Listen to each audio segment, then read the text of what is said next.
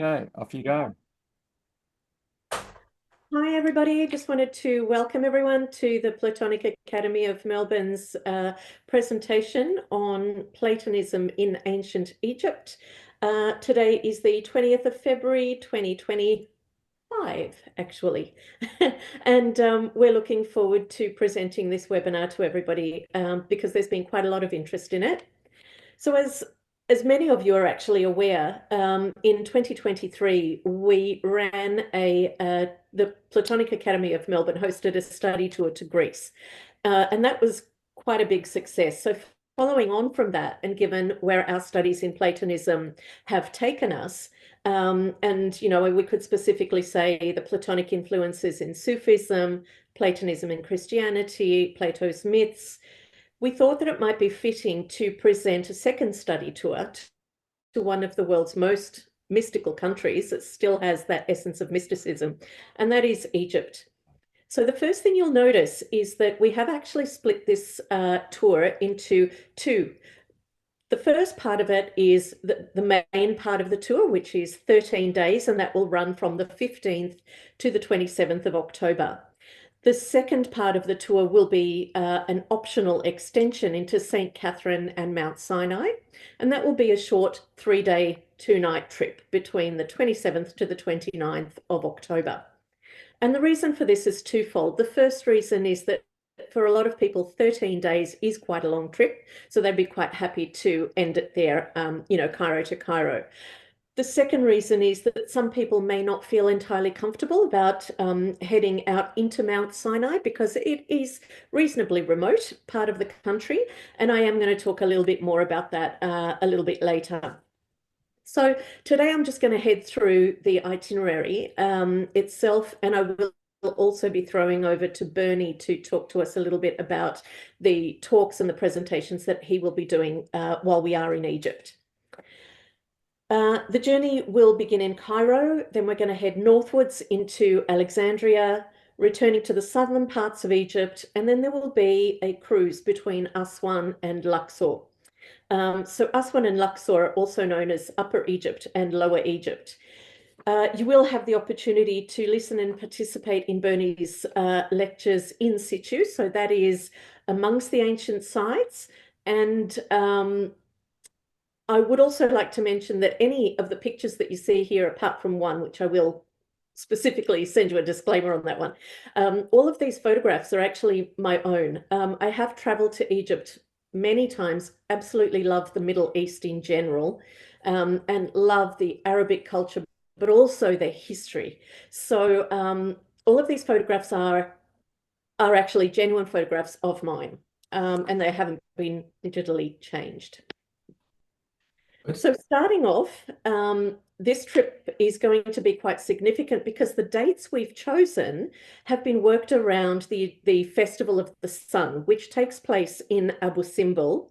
The ancient Egyptians worship the sun as a god. And you'll hear the name Ra and Amun-Ra quite a lot, both from me and also while you're in Egypt. So Ra is the sun god, so a very significant, very powerful entity in ancient Egypt. The temples of Abu Simbel were actually moved from Aswan when they were building the Aswan Dam. So we will see the Aswan Dam, but they didn't know what to do with them. So they literally just picked them up. And there's a whole documentary on it if you wanted to watch it. They literally just had to transport them bit by bit and move them. So the study tour, let me just head back. Getting to Abu Simbel is a whole experience in itself. You will drive through the Sahara. We leave at about 3 o'clock in the morning, so you actually get to see the sunrise over the Sahara Desert. The study tour has been purposefully designed to ensure we're in Abu Simbel on the 22nd of October. The reason for that is every single year for centuries, the 22nd of February and the 22nd of October, the sun is perfectly aligned to illuminate the inner sanctum of the normally dark interior of the chamber. And only on these two very specific dates, which is the 22nd of Feb is the king's coronation. That is when I'm talking about the king now, I'm talking about King Ramses II. He was the most beloved pharaoh of ancient Egypt. 22nd of February on the king's coronation and the 22nd of October on the king's birthday. So that's going to be very significant. And interestingly, in that very moment, while the sun is lighting up the pharaoh's statue inside the inner sanctum, the statue of Ptah, the god of darkness, still remains in shadow. So I wanted to mention that because although it's not the first of the ancient sites we're going to be visiting, the entire trip is based around that experience. And that really is a once in a lifetime. Mm. So, starting the journey in the capital city of Cairo, there is so much to see in this very densely populated area. The pyramids and the Sphinx are actually located in an area called Giza. You can actually enter the pyramids if you wanted to. The Great Pyramid of Giza does have a cap on numbers, so we'd need to know if you wanted to enter that one. But I have actually been inside two of those pyramids. You can certainly do it if you wanted to. So there are a lot of theories about how the pyramids were built, and we'll be exploring, obviously, quite a few of them. In light of our studies on Platonism and Christianity, as well as the mysticism of Sufism, we're going to explore Islamic Cairo and Coptic Cairo. So for those who aren't quite sure, Egypt still has today a population of between 15 and 20% Christians. And they actually live side by side with their Islamic, I would say, brothers and sisters. But so that's also going to be something that Bernie will talk about. We will be taking in two of the major historical museums, the first being the Egyptian Museum of Antiquities, and the second being the brand new Grand Egyptian Museum. They also call that the GEM. Obviously, while we're still in Cairo, you'll be visiting what is known as the guardian of the three pyramids of Giza, the Great Sphinx. And it has actually recently been discovered that even within the Sphinx, there are chambers and passageways within it. The Sphinx represents a mythical creature with the head of human, but the body of a lion. And the face of the Sphinx is said to resemble one of ancient Egyptian pharaohs by the name of Khafre, or you'll hear him also known as Khephren. We talked about the two Egyptian museums. So I'm just going to keep moving forward. So I'm going to throw over to Bernie in just a moment to talk about the very first one of his talks. So the first talk that we're going to have is on the Egyptian origins of Greek philosophy. And we are going to have that right here, actually, on the staircase of the Grand Egyptian Museum. Thanks, Jackie. Looks like a great venue. When we were first planning it with your Egyptian colleagues, we thought we weren't going to be able to get some good venues for doing the talks, but it turned out that we're getting some really good venues. And I thought I might just start, Jackie, with answering the question, well, what's Egypt got to do with Platonism?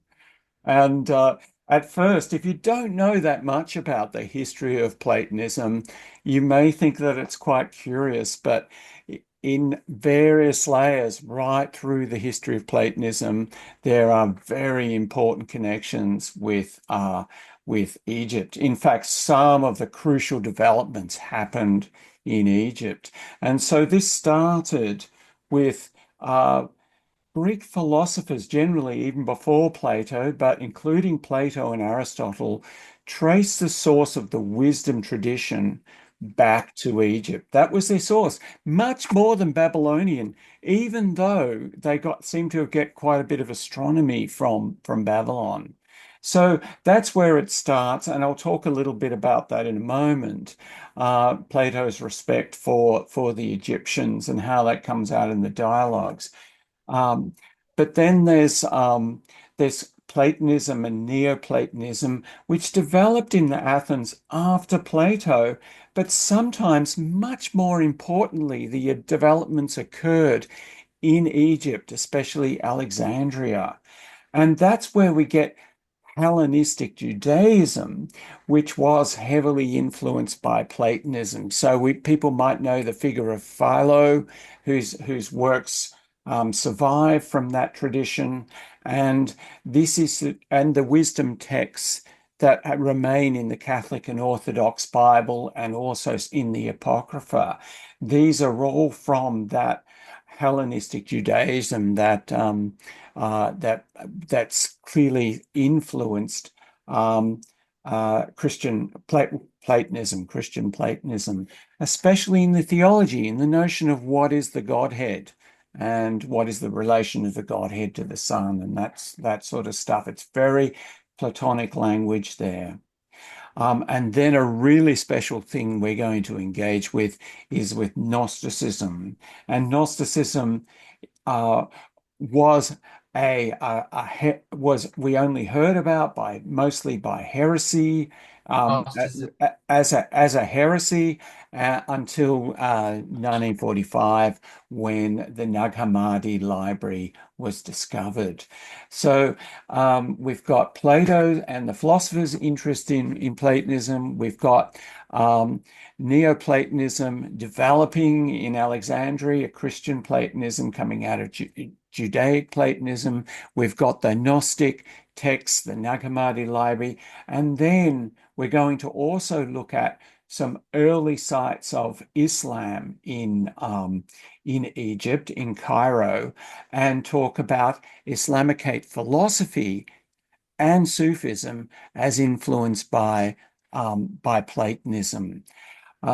So that's a general kind of overview. As to this first talk on the first day, um, uh, we're going to look particularly at Plato's interest in Egypt, his kind of adoration of Egypt. So for him, for Persia and the great king, it was all about political power. For Egypt, it was about wisdom. And there's the myth anyway that the first scientific instrument came from Egypt, which was the sundial, the gomon, which then was used by the Pythagoreans in their mathematics as well. And that was said to have been brought by Thales from Egypt. And then I guess, of course, we get all these stories. One of the stories is the invention of writing by Thoth, who's connected with Hermes. We'll talk about that later. The invention of the letters. People might remember that story. And who can forget the story of Atlantis told to Solon by the Egyptian priest. The Egyptian priest told the Greeks their own story about ancient Athens and Atlantis. And then we get all these myths then of Plato visiting Egypt and learning the wisdom. We get the myth that Pythagoras visited Egypt and stayed there for years learning the wisdom. And then you get all these stories of all the later philosophers, how they have visited Egypt and learnt all the wisdom. So it's really integrated mythologically, but also in concrete ways with the very ancient Egyptian tradition, the tradition that we're looking at when we look at the pyramids and so on. Thanks, Jackie. Thank you so much, Bernie. I really appreciate that. I'm really glad that, excuse me, we have a visitor. Move, mister. Sorry, that's my cat. All right, heading into Alexandria. So next up, we head into Alexandria. And Alexandria, as many of you would already know, is actually named after Alexander the Great. The Egyptians don't believe there was anything great about him. They, in fact, call him Alexander the Conqueror. So you will be visiting the modern and the ancient libraries of Alexandria, the catacombs, as well as the Roman theatre and the Serapeum. And it is here that Bernie will again be presenting another of his talks significant to this township, specifically on Hellenistic Egypt. Bernie, do you want to talk a little bit about that one? Yeah, certainly. So, I've just Hellenistic. I'm talking about uh, Christian heresy on day two. Is that right? Anyway, I've got that in my notes here. Is that right, Jackie? The purge of Christian heresy on day two? Yeah. You're on mute there. Let me just give a bit of a rave about that. So, like this heresy of Gnosticism, like the knowledge, the hidden knowledge, tradition of Christianity was just heard through the Christian texts against the heresies.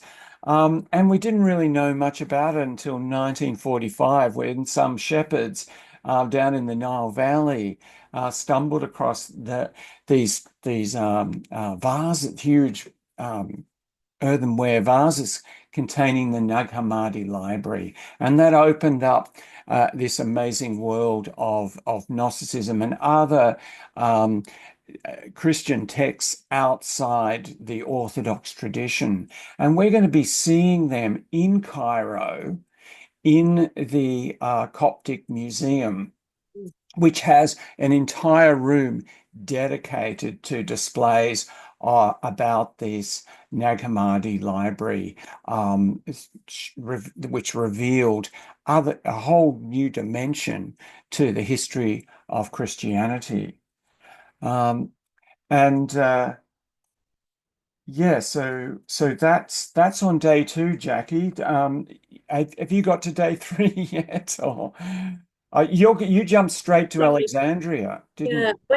initially, sorry, Bernie, that's actually my mistake. When you initially started talking about the previous one and you mentioned Gnosticism, just thought I would Oh yeah, quickly okay, go through. So I do okay. apologize. Um, the next slide we talked about already was Alexandria, visiting St. Macarius Monastery, the Library of Alexandria, and Alexander the Great, of course, who was known in Egypt as Alexander the Conqueror. But I am going to ask you, if you wouldn't mind, to just continue speaking a little bit about Yeah, Hellenistic Egypt, because that's quite yeah, yeah. significant specifically Yeah, for it.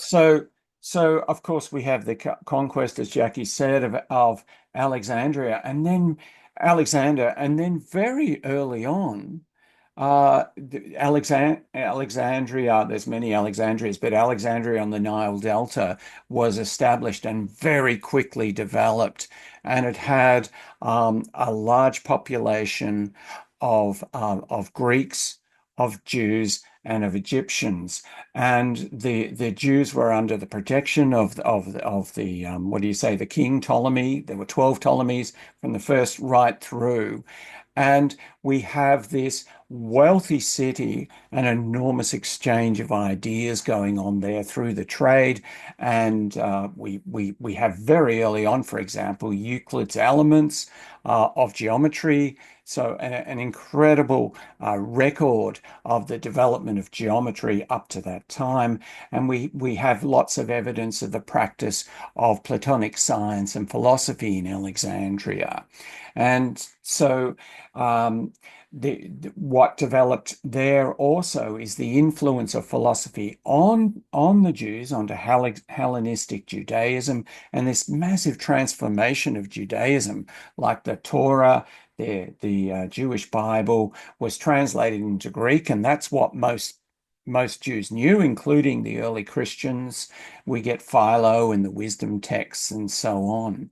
So um, this was also a meeting of cultures too, because I was talked earlier about the god Thoth, um, who is connected by the Greeks with their own god Hermes, And when you get into Neoplatonism, you get these very important texts, the Hermetica, which have survived to this day, which are supposedly written by Hermes Trismegistus, who is considered to be Egyptian. So, especially in Alexandria, you get this mixing of the cultures, all expressed in the Greek language. And while a lot of old Alexandria has gone and some of it's sunken under the sea, we do have this site where the Serapeum was, which was the last bastion of Platonic philosophy and science. Um, During the period of the rise of the Christian mobs, the Christian hegemony, when there was an intolerance for other traditions, and this was the last place where Christian science was practiced after the Library of Alexandria was burned, after the other sites had disappeared. And that's one of the sites that we're going to visit when we're in Alexandria. And I'm really excited about that. Yeah, in fact, Alexandria, until quite recently, actually still had a very, very strong Greek community there. And you'll note that a lot of the Greek Egyptians who are still living in Australia, many and most of them actually came from Alexandria and Port Said, sort of around that area. So continuing on to the rest of the itinerary, once we complete our time in Alexandria, we then have to head back down south into Cairo. And heading into Cairo, we're going to be traveling via a township called Wadi El Natrun. Now, en route, we're going to visit St. Macarius Monastery, and that is quite significant to our Platonic studies. It is a Coptic monastery, and it is believed to house many relics, including those of St. John the Baptist. So Bernie will be presenting here on Christian Platonism, and particularly, I love this one, a theology for the Jesus freaks. So I'm going to hand Well, Jackie, I call it a theology for the Jesus freaks, which I think is a term that was used in the hippie era for hippies who were into Jesus, but because they were like that. And when the middle classes, the educated classes started picking up on Christianity, it wasn't really a full religion. It needed a lot of filling out because you go and look at the Gospels and there's not much understanding of the nature of the Godhead and the nature of the Godhead in relation to creation, in relation to ourselves. And so all of this stuff had to be filled out, and it was generally filled out by Platonism or by Stoicism, as strongly influenced by Platonism. And I particularly asked to go to this site on the way back from Alexandria because there's some wonderful early Christian structures here that have still survived. And we get a bit of a taste of Coptic Christianity, which is very different from perhaps if you grew up in the Anglican Church or something, very different from this sort of Christianity, much more philosophically, much more rooted in its Neoplatonic theological roots than we see in later versions of Christianity. The Coptics, the Greek Christians, broke away were separate from Rome quite early on, and so they have a very distinct tradition, which we're going to look at in quite detail in terms of its relationship with Platonism, and I'll talk a bit later about how all these controversies developed within Christianity, often in Egypt, but all in Platonic terms. Thanks, Bernie. I've never been to Wadi Al Natrun, I have to say, so I'm looking forward to going there. So I'm really glad. And I have to say, like, I think working with you particularly on this itinerary has been quite eye-opening as well because it's kind of brought in a lot of parts of Egypt that I have not yet been to, and this is one of them. So, moving forward, we then head to Upper Egypt, and Upper Egypt is actually down south. Um, the Nile flows from south to north. So, when you hear your Egyptologist guide talk about Upper Egypt, they're actually talking about the south. Um, Similarly, when they're talking about Lower Egypt, they're talking about the north because they're referring to, the flow of the Nile. This is one of my photographs of the mythical god Horus. So Horus, I love this guy. He is the god with the man's body and the head of an eagle. And it has been taken from inside the Temple of Philae, which you will also be visiting. Now, in southern Egypt, there are also remains of some of the most important temples, such as the Temple of Komombo, which is dedicated to the crocodile god, the Temple of Philae, and you will also get to see an unfinished obelisk, which kind of lies sort of in the middle of nowhere. But to see the grandeur of that on the ground is something that a lot of people don't actually see. So that's going to be really lovely. So I mentioned in the beginning that we have also included a Nile cruise between Aswan and Luxor. And you're probably wondering, why did we include a cruise? So the first point I would really like to make is that this is more like a riverboat cruise. So please don't start thinking that this is, one of these multi-level, QE2 type things. It's a very small, so we're maintaining that experience of quite an intimate trip from beginning to end. The cruise ship will probably have about 60 cabins.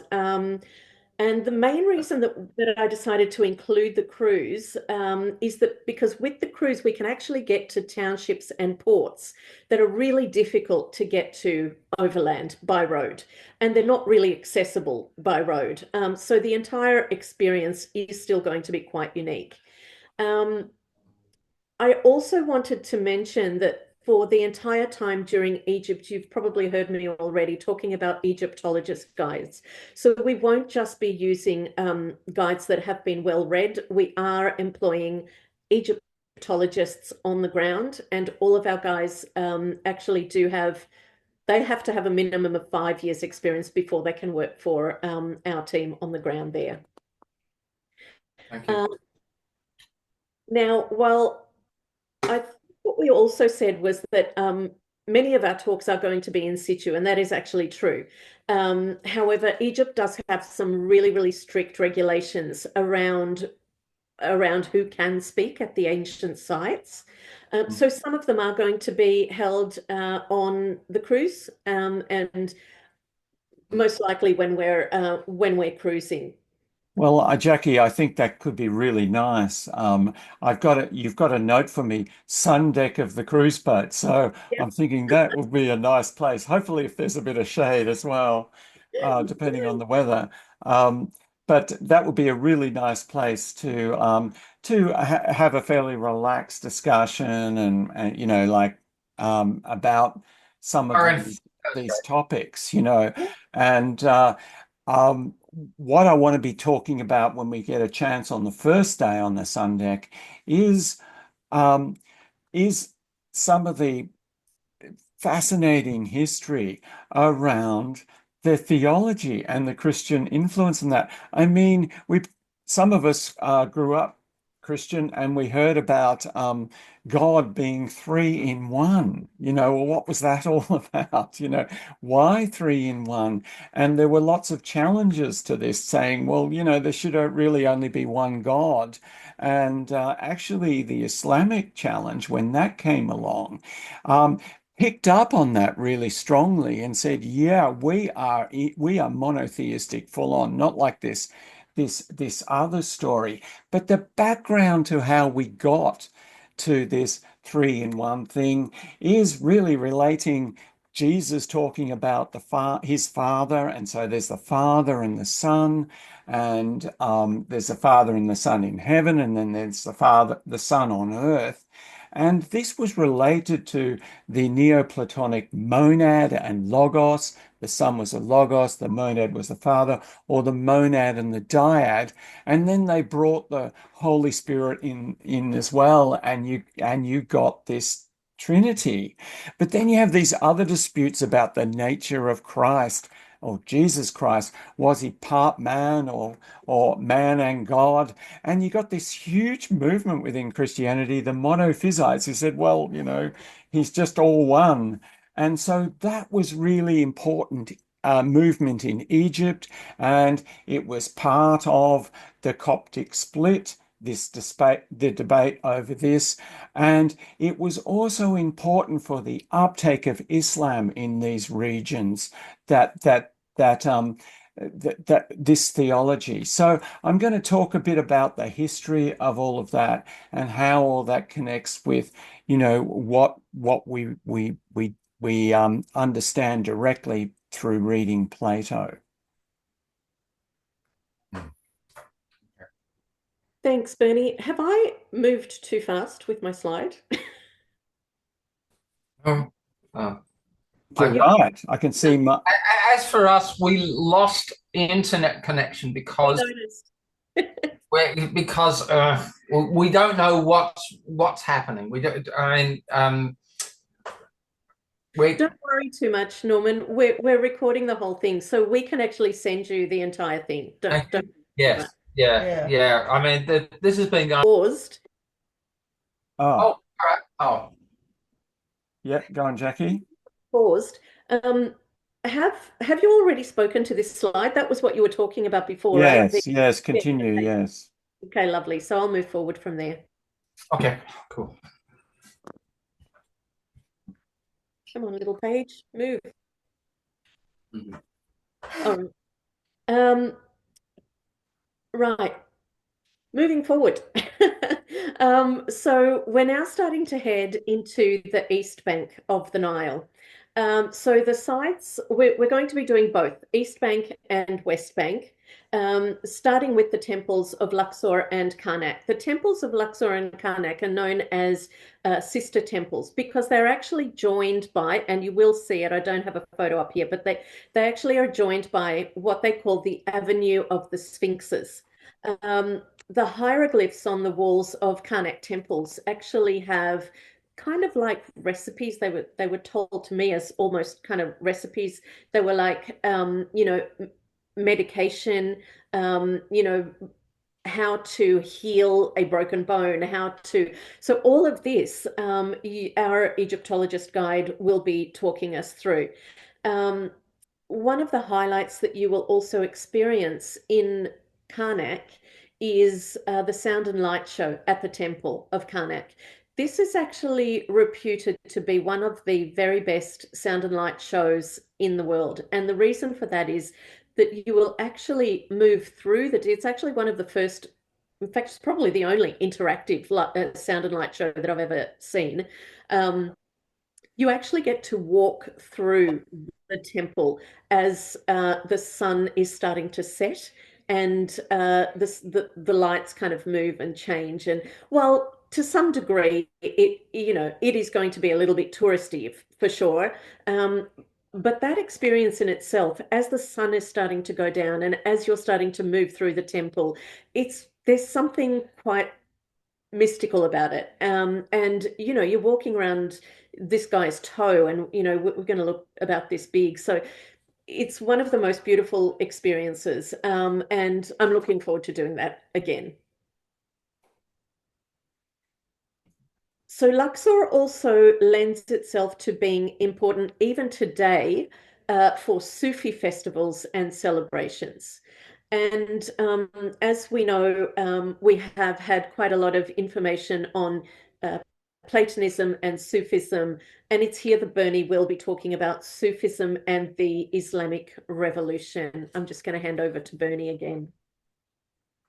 Thanks, Jackie. So, it's an amazing thing that happened, and it's actually something that historians are still finding very difficult to understand exactly what happened with the Islamic conquest, where it started. There's a myth within the believer tradition of where it started, but people think it actually started further north in the region of Egypt. Um, that might be, or near the border with Egypt, just south of the Dead Sea, where in fact Islam began. So this recent scholarship is very interesting in related to this tour. Got to do Uh, Islamic mythicism. Sorry, Norman. You really got to do like the mythicist thing. You'd better stay on board the boat, baby. Okay. Sorry. So so um, what happened before the Islamic Revolution was there were a lot of disputes about the theology. There were kind of two big schools, even side by side, um, the Chalcedonian school and the Monophysites, and this discussion about what the Christ was and what the Godhead was, and so on. And then we got this Islam, which early on was like this kind of brotherhood and with a toleration of various religions, even perhaps there's suggestions that there were, for example, Jews that were in the Brotherhood Islamic. So you could have your religion and then you could be in the Islamic Brotherhood. That did change, but still people of the book, people who are mentioned in the Quran, were there. There was a toleration for them and acceptance for them because they also believed in the one God. So this development of the the whole Islamic movement and Islam overlaid over the existing religions of Judaism, which strongly influenced Islam, and of Christianity, has a very interesting history. And when we get Islamicate philosophy emerging and we get Sufism emerging, it's very interesting to see what the roots of these beliefs and these practices were. And as we've seen in one of our salons last year, that Bruce ran, it's pretty clear that Sufism seems to have emerged within Islam from Platonist roots. So I'm calling this talk "Fading into You," because that is kind of the practice of Sufism, the mystical practice of Sufism, which is an attention to a love, a desire towards the one divine, which involves the ego fading in to the worship divine and becoming one. So it's fascinating, and there's some fascinating uh, uh, buildings around here that relate to that history. Yeah, I think it's that. I mean, I'm certainly, I'm really looking forward to this, Come my fucking ear. actually, Bernie, for me personally. And I find, anyway, I'm kind of going off topic a little bit, but I find that with Sufism, it's very closely related to the same way we do with meditation, where the point is to actually merge with that which you are. And I think that when we were initially starting to do this, the research for this tour, one of the things that you had mentioned was that you wanted quite a few layers. The first would be the historical layers of the Egyptian history, and then we would have the next layer of the philosophical, Platonism and the philosophical that applies to within ancient Egypt, and then the third being the Christian and the Islamic So we've actually got all those 3 layers within this. Yeah, and I'm very happy, Jackie, that it worked out that way. I think we were well rewarded by reviewing and re-editing the itinerary with our Egyptian colleagues to get the itinerary that we've got today with all that stuff that perhaps might otherwise be missed, but which our group will be really keen to explore. Yeah, perfect. Moving on to the Valley of the Kings, which we will be visiting. The 2 photographs actually here, the one that you see on the left with the 3, that's actually inside one of the tombs at the Valley of the Kings.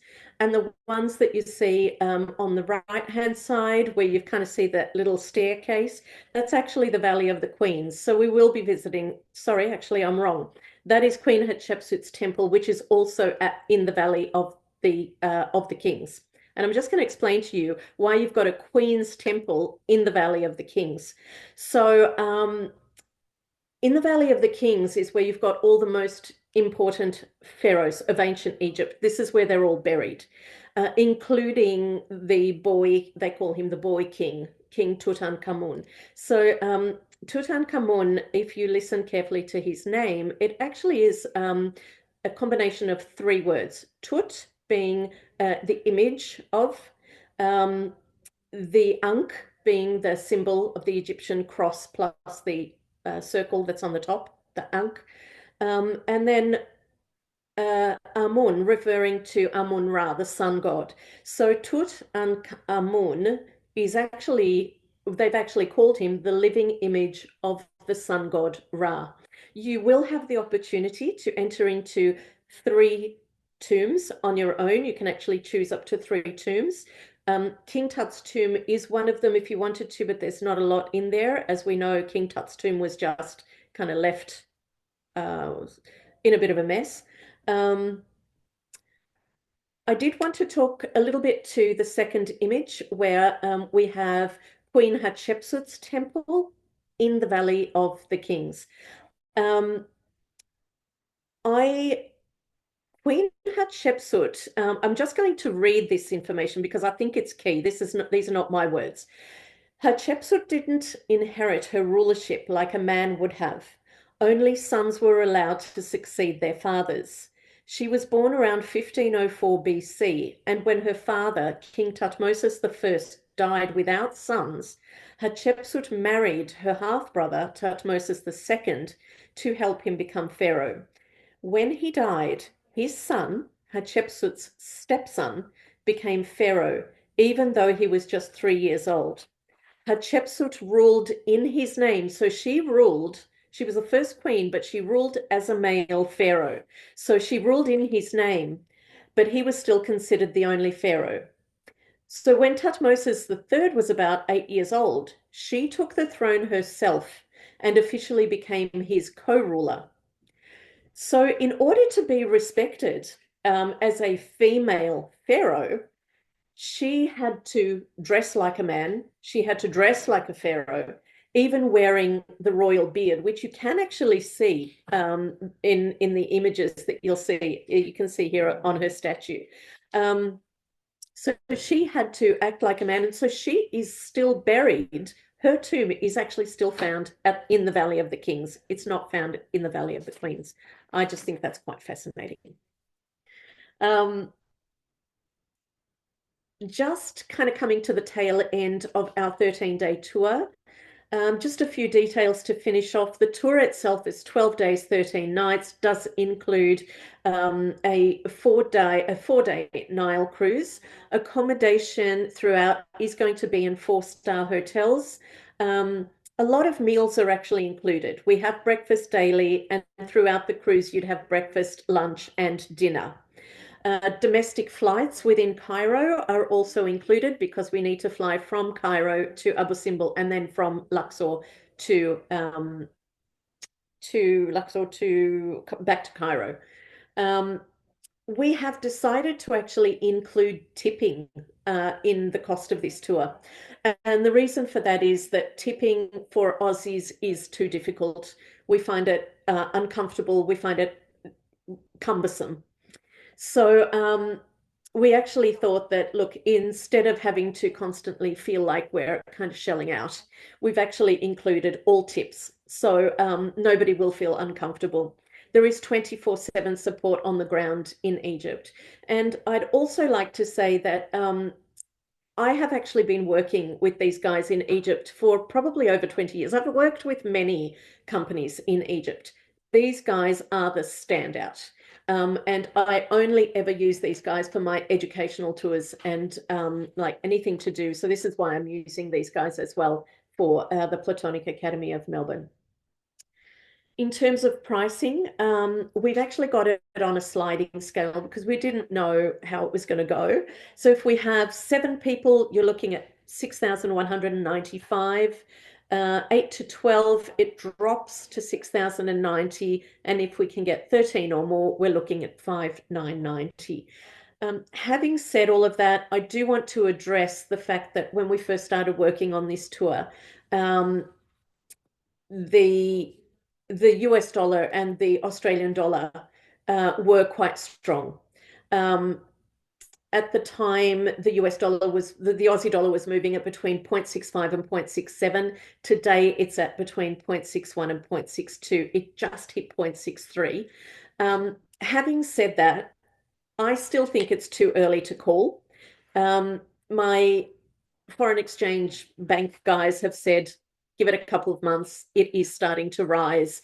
So, but I just wanted to mention that in case the US dollar, the Aussie dollar does not become stronger against the US, please figure that we may need to increase the cost, and it's going to be between 300 and 500 as an approximate increase. As I said, at this stage, we feel it's too close to call, but please have that in mind. So, and I just wanted to be totally honest about that. So I mentioned at the beginning of this presentation that that was the main part of the tour.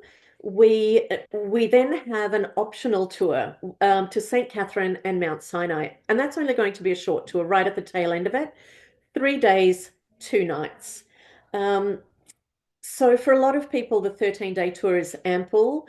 The other reason we decided to make that an optional tour is because according to the Department of Foreign Affairs and Trade Smart Traveller website, which I do want people to look at, if you look at the travel guidelines for Egypt, is pretty much saying that it's safe and, you know, exercise a degree of caution, which is fine. That's what they have for almost every country, most stable countries. They do specify for St. Catherine and Mount Sinai, the travel status is listed as reconsider your need to travel. That does not mean do not travel. And I want to make that distinction. Do not travel means the Australian government will not support you if anything happens while you're out there. And your travel insurance will also not support you if anything should happen. At this stage, it is still what we would probably call an orange headlight, right? You've got green, red, and orange. This would be orange. Reconsider your need to travel. So for those who don't feel comfortable with that travel warning, you can simply start in Cairo, end in Cairo. For me, as I said, I feel very, very safe in Egypt, no matter where I go. I know I always travel as a single female. I will be going to St. Catherine and Mount Sinai this time as well. And these are very important sites in our Platonic studies, which is why Bernie has decided to move forward and include them as an optional side trip. Please feel free to keep any questions or send me any questions that you have, whether they're in relation to, you know, travel warnings or whether in relation to anything in relation to this tour. So, Jackie, if I can come in there. So I was very keen to include the visit to Mount Sinai and to St. Catherine's at the base of Mount Sinai, because even though it's like there is a security status although it seems like they're saying safe in the Nile Valley and anywhere else not. So I don't know exactly what that means, but there's also, it's quite hard to get to. And it's going to involve long bus journeys both ways. And so it's going to be quite an effort. But for me and for other people I know, I've spoken to Norman about this, this will be worth it because this is, of course, the mountain that in the history of Abraham and Isaac and the burning bush and all that is very important to that story, but also to the story of hermits and monasteries in the Christian tradition. Now, it was in Egypt that this all started. The Desert Fathers, people might have heard of the Desert Fathers, or they might have watched Monty Python's The Life of Brian and seen some very funny depictions of them. But you had the fertile Nile Valley, and then you had these early Christians going out into the desert and isolating themselves so that they could become closer to God. Now, this movement started there, and then hermits would then come together and they would join in these monasteries where they continued the introspection that they'd previously done on their own, with very little speaking, with very little socialization. And so, what I want to do is this is very important for Christianity and for the Christian tradition. But what I want to do is relate that to the background with Plato.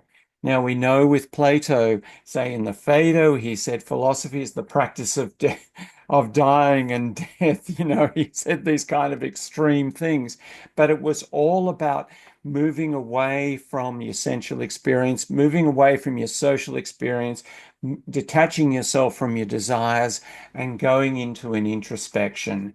And we get this in Plotinus, in Neoplatonism as well, where he talks about being alone with the alone. Now, there were two places we could have gone for this. One was to the cave of the first hermit, Paul, on the Red Sea, and we looked at doing that. I said to Jackie, we need to go there. And there's some other sites there, monastic sites there as well, or we need to go to Mount Sinai. And we decided to go to Mount Sinai because St. Catherine's monastery is so fascinating. I think it's the oldest continuous monastery anywhere. It's got a great library. It has one of the key Old Testament, New Testament texts, the Gospels, one of the early, there's three or four early Gospels collections that are very important to the history of Christianity and the scholarship. And one of them comes from this library and remains in this library. So there's a bit of display on that. We're going to have a look at that. We're going to hear talks about that. And we're also, if we're really energetic after the big long bus ride, we're going to get up before dawn and climb Mount Sinai. So that part of the journey is going to be maybe exhausting, but it's going to be lots of fun. Perfect. Thanks, Bernie. Actually, I was just going to talk about that too, because it is a good 5 hour drive. So Bernie's right. That's going to be quite a grueling trip, right? So it's a good 5 hour drive from Cairo. So you do need to be prepared. Honestly, it is well worth the visit. So Bernie mentioned the walk up the mountain. I think we start at about 3 a.m., something like that. And I did it many, many, many years ago. I was a lot younger and a lot fitter. And I think it takes a good 4 hours up and about 4 hours down, probably a little bit. Yeah, it's quite long, right? But even if you don't want to walk it, there are a couple of different ways you can do it for those who don't want to walk it.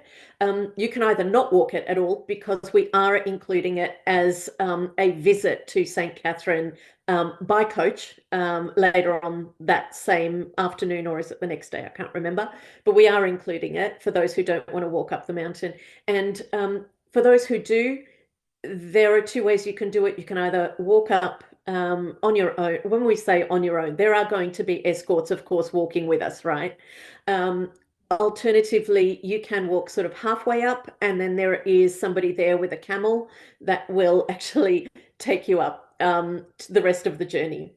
So St. Catherine's Monastery, Benny, you were right. It is actually actually the oldest inhabited monastery in the world, and the longest inhabited monastery in the world, located on Mount Sinai, where God is said to have appeared to Moses in the burning bush. So, and within that monastery are also found the relics of Saint Catherine. So this is where they're enshrined. In all of its years, St. Catherine's Monastery has never once been destroyed, not by war, not by anything. So, and it has never been uninhabited. The monastery is also especially dedicated to the holy prophets Moses and Elias. I'm not sure how everyone pronounces it. I would say Elias, who both came to this mountain and who spoke with Christ at the Transfiguration. So again, just this one is quite a short one, 2 nights, 3 days, right at the tail end of our main tour. Again, we're going to have local Egyptologist guides, accommodation at St. Catherine, actually close to Mount Sinai, the foot of Mount Sinai, is only 3.5 star. Again, we've got a sliding scale, 2 people, 1,135. Well, we've already got 2, so we're probably looking at, if anybody else joins, we're at the 1,005 for 3 people, or 905 if we get 4 or more. Again, we have included tipping, and there is a single supplement if anyone wants to go single. 24 hours support on the ground, always. But please make sure you also have travel insurance, and that is something really important. If anyone wants to talk to me about travel insurance, or about how they can sort of make their way into Cairo, or doing anything else, just let me know. But yes, I do want to welcome everyone to email me, and that's oh my gosh, that's not my email address. I've misspelt my name. It's not Jackie L, it's just Jackie@touchdowntours.com.au. But if anybody wants to get in touch, and if it bounces back, please email Bernie and email me. Any questions whatsoever in relation to the travel portion, the logistics of traveling, any concerns you might have, any questions, feel free to send them through. But I'm really, really appreciative to Platonic Academy of Melbourne for giving me this opportunity to work with you again. It's one of the most fascinating destinations, and I wish we had time to go into Jordan as well, but maybe next time. Maybe next time. Yeah. Yeah, no, Jackie, it is going to be really good. I'm really excited about it, doing the research. It just really got me inspired. All the different layers of the history are there. We're going to see the pyramids, that really ancient stuff, and then all the other things that have happened since then in the history of civilization, the history of European civilization that occurred importantly in this region of the world.